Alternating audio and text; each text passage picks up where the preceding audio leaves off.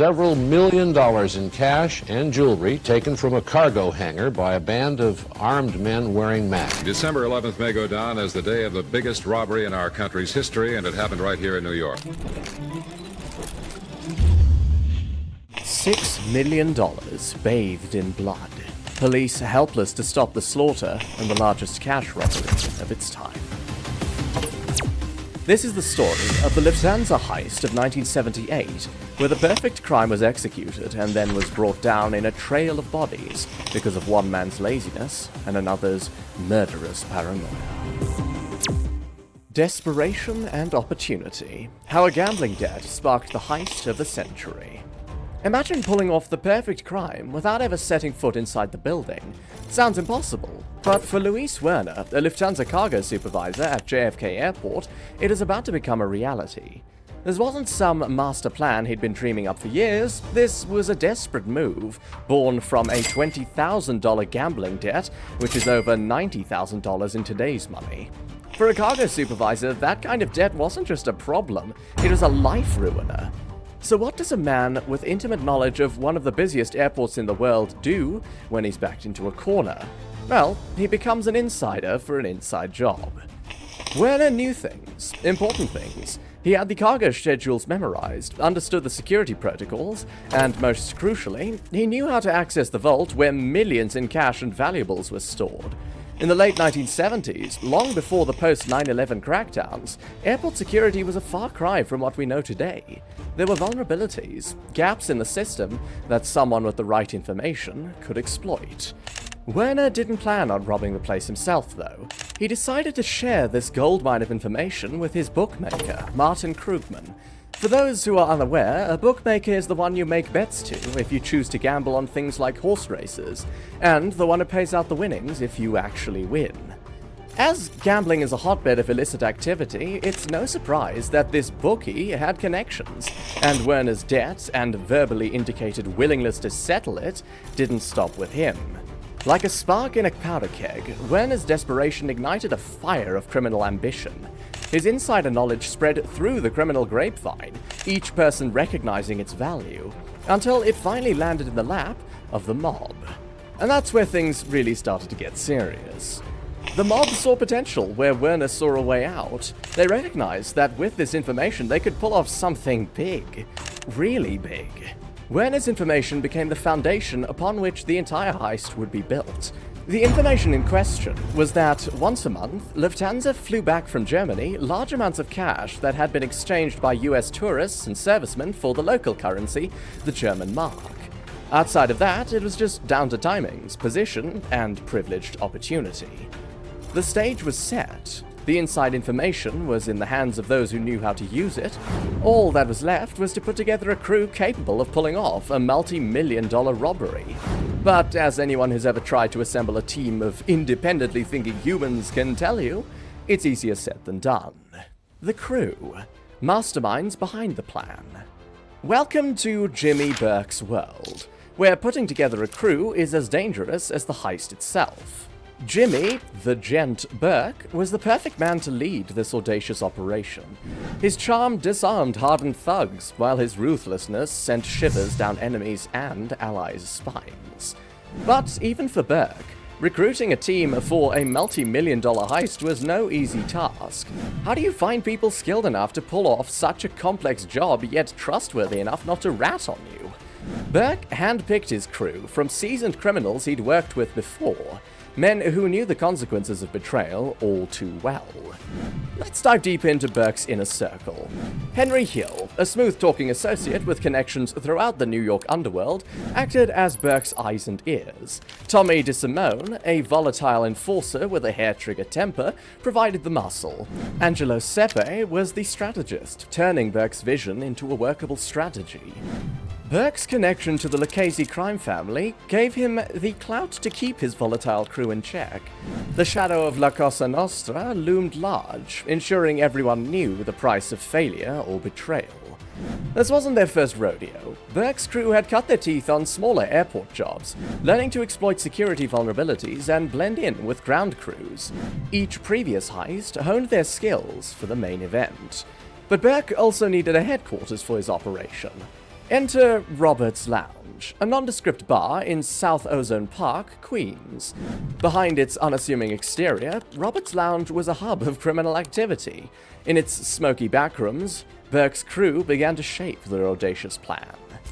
Hardened criminals hunched over diagrams of JFK Airport, meticulously plotting every move. The air thick with tension and possibility as they ironed out the details of what would become the biggest heist in American history to that point. Planning a multi-million-dollar robbery isn't like planning a weekend getaway. The level of coordination required was severe. Each team member had a specific role. Every moment was choreographed, every contingency accounted for. They studied shift changes, memorized guard rotations, and mapped out escape routes. Nothing was left to chance. Burke, ever the puppet master, used a mix of fear and anticipation to his advantage. He kept his crew hungry, dangling the promise of untold riches before them, while reminding them of the consequences of failure. Under his iron-fisted leadership, this ragtag group of criminals was transforming into a well-oiled machine, each member a cog in a complex and dangerous mechanism. 64 minutes of precision. As the clock struck 3 a.m. on December 11, 1978, a black Ford Econoline van silently rolled up to the Lufthansa cargo terminal at JFK Airport. The crew moved with swift precision. They cut through the terminal gate's padlock with bolt cutters. Inside, the real work began. John Murray, a senior cargo agent, became their first hostage. Imagine working the graveyard shift, expecting another mundane night, when suddenly you're face to face with the mob. Certainly spices things up, but perhaps in the wrong way. They led him to the employee lunchroom where several more hostages were detained and handcuffed. Murray was forced to reveal that 2 more people were present in the warehouse, Rudy Irich and Kerry Whalen. They further forced him to go out to Rudy and lure him to the rest to be taken hostage under the pretense of a technical issue. That leaves our only obstacle as Kerry Whalen, though Whalen wasn't an obstacle for long, as remaining crew in the black van spotted and detained them. With Rudy Irich's unwilling cooperation, the vault doors swung open. Inside lay the prize, 72 cartons of cash, each weighing 15 pounds. The crew moved with the precision of a well-rehearsed waltz, loading carton after carton into their van. Every second counted. The longer they stayed, the higher the risk of discovery. Yet they maintained their cool, methodically transferring their multi-million-dollar haul. By 4:21 a.m., they had achieved the impossible. The crew was making their escape, leaving behind shell-shocked employees with strict instructions. Don't call the police until 4:30 a.m. It is a crucial buffer, giving them precious minutes to vanish into the early morning darkness. In just over 81 minutes, this crew had pulled off one of the most significant heists in American history, and they did it without firing a single shot, nor causing serious injury. The operation's flawless execution was almost admirable in its audacity. But the night wasn't over. The crew regrouped at an auto repair shop in Brooklyn, transferring their ill-gotten gains into different vehicles. It was another layer of their escape strategy, demonstrating foresight that extended well beyond the initial heist. That's organized crime for you. But the very fact that we're talking about this now means things didn't go to plan. The $6 million prize, how success turned into paranoia. As the dust settled on the Lufthansa heist, Jimmy Burke and his crew must have felt invincible. They had just pulled off the biggest cash robbery in American history without firing a single shot. But in the criminal underworld, success often breeds its own demons. How can one miscalculation undo a masterpiece? Enter Parnell Stacks Edwards, the weak link in Burke's meticulously chosen team. While the other crew members were celebrating their newfound wealth, Edwards had one crucial task: dispose of the getaway van. It should have been simple: drive to a junkyard, crush the evidence, and walk away. Instead, Edwards made the decision to leave it parked illegally in front of a fire hydrant in Canarsie, Brooklyn. 2 days after the heist, while Edwards was passed out from a cocktail of drugs and alcohol, the police made a discovery that would change everything. There it was, the exact getaway van hostages described to police, sitting in plain sight like a neon sign pointing directly to the perpetrators. The van wasn't just a vehicle, it was a treasure trove of evidence. Edwards' fingerprints were all over it, providing the FBI with their first solid lead. For this mistake, Edwards was shot 5 times in the head while eating dinner, a bite of chicken still in his mouth. Alas, his mistake could not be undone, and the police were able to identify Burke's crew within 3 days. The Bureau set up extensive surveillance, bugging vehicles and monitoring communications. Burke and his associates were now living in a pressure cooker, just waiting to explode. I'm not sure if you've ever tried laundering $6 million while under surveillance, but it's not exactly a walk in the park. For the most part, the crew were smart. The FBI never heard more than minor incriminating bits of chatter about a Lufthansa case to be buried. But this kept them going, and kept the surveillance up, a fact of which James Burke was keenly aware. A trail of bodies, the bloody aftermath of the Lufthansa heist. As the noose tightened, Burke's paranoia reached a fever pitch. Every creak in the floorboards, every unexpected phone call, every unfamiliar face on the street became a potential threat. This wasn't helped when our inside man, Luis Werner, was found, convicted, and sentenced to 15 years in prison. Burke's mind raced with possibilities. Who else might talk? Who could be flipped by the feds? Unfortunately, there's a simple way to guarantee that the answer would be no one.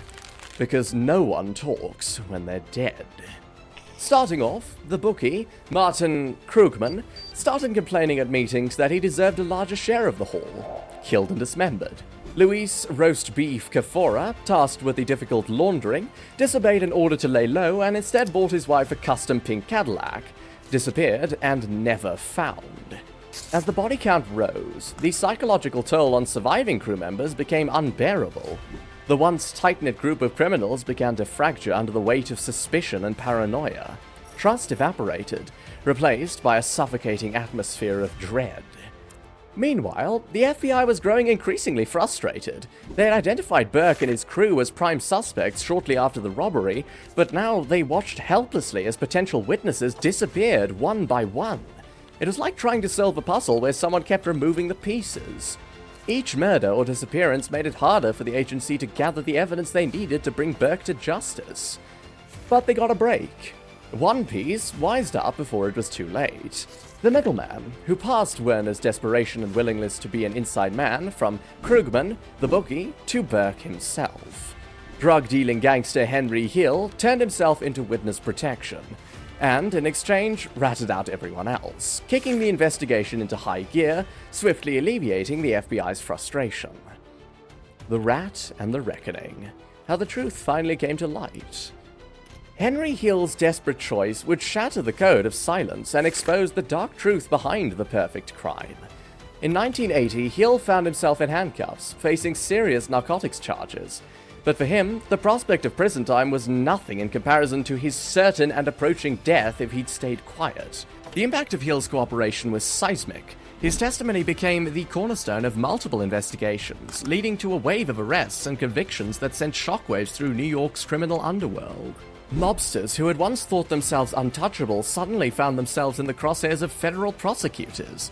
But despite Hill's extensive revelations, Jimmy Burke, the mastermind behind the heist, was never charged with the Lufthansa robbery itself.